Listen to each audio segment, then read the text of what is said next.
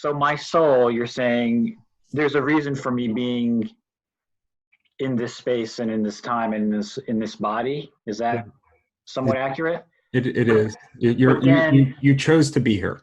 Right. So I chose to be here for a certain reason. Maybe there's a purpose for that. But then I'm also hearing from you that while I'm here, there were some challenges in my childhood that. How is it?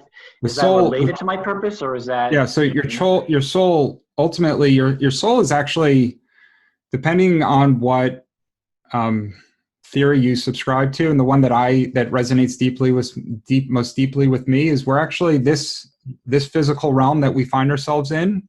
It's just an inflection point. It sets up a trajectory that our soul will move down for a long time to come.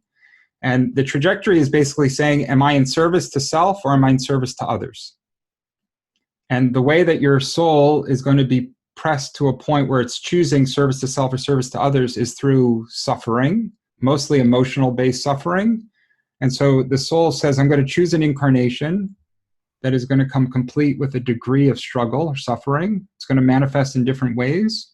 And we're going to allow the soul, the human and metaphysical mind to move through that suffering and ultimately choose what kind of life it wants to live and what direction it's most called to. Is it called towards, because you see it all the time when somebody is suffering, they either grow more compassionate and aim to alleviate the suffering of others, right? They're like, geez, I've gone through that too, let me help you. Or they become more selfish and they say, I'm suffering so badly, I need to take from others. Yeah. And so this inflection point, which is just it's a moment in time, you're going to incarnate many times over to keep replaying it until your soul eventually makes that strong decision that will set up a long period of your future incarnations, either in the company of others that have chosen service to others or in the company of other souls that have chosen service to self. Yeah. And so that's kind of the bigger metaphysical framework. I could spend days talking to you about it because I spent years studying it.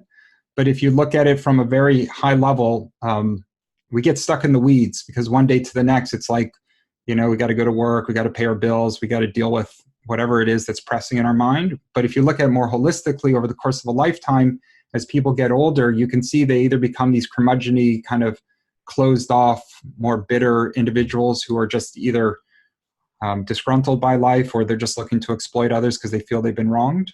Or you get these really gentle, kind of magnanimous, generous types who continue as they go along to be more and more in service and try to help as many people as possible. Yeah. And that's more broadly, metaphysically, what it is that your soul's trying to accomplish. It knew that if it could bring in certain amounts of struggle for you, it would create enough variations in your emotional well-being and your relationship space and the awareness of self to force you on a regular basis throughout an 80-year incarnation to constantly make decisions. Is it about me or am I in a position to help others?